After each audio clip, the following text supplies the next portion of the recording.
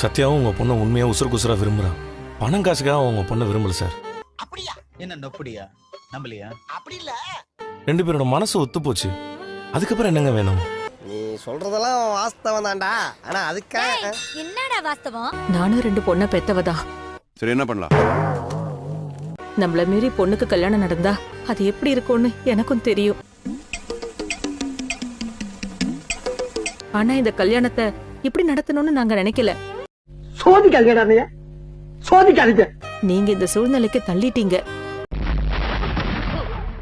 நடந்ததையெல்லாம் மறந்துட்டு அவங்கள ஏத்துக்கங்க. நக்கு செத்த பையல. மா, சத்யா ரொம்ப நல்லவமா. அவன் என்ன நல்லா பாத்துப்பாமா. இதெல்லாம் நம்புற மாதிரியாங்க இருக்குது. சந்தோஷமா இருப்பேன். ஓ, நீ அப்படி வரியா? சார், உங்க காசுக்காக நான் ரேகாவை விரும்பல. எனக்கு காசு முக்கியம் இல்லை. நல்லா இருப்படா போடா. உன்னெல்லாம் ஒண்ணும் பண்ண முடியாது. சொந்த உழைப்பில் முன்னேறணும்னு நினைக்கிறவனா. எனக்கு ரேகா மட்டும் போதும். அடேங்க அப்பா. அவளை நான் சந்தோஷமா பார்த்துப்பேன். ஓ, அப்படியா விஷயம்? ஒரு நிமிஷம். சிந்தாமணி, அவங்கள ஆசீர்வாதம் பண்ணு.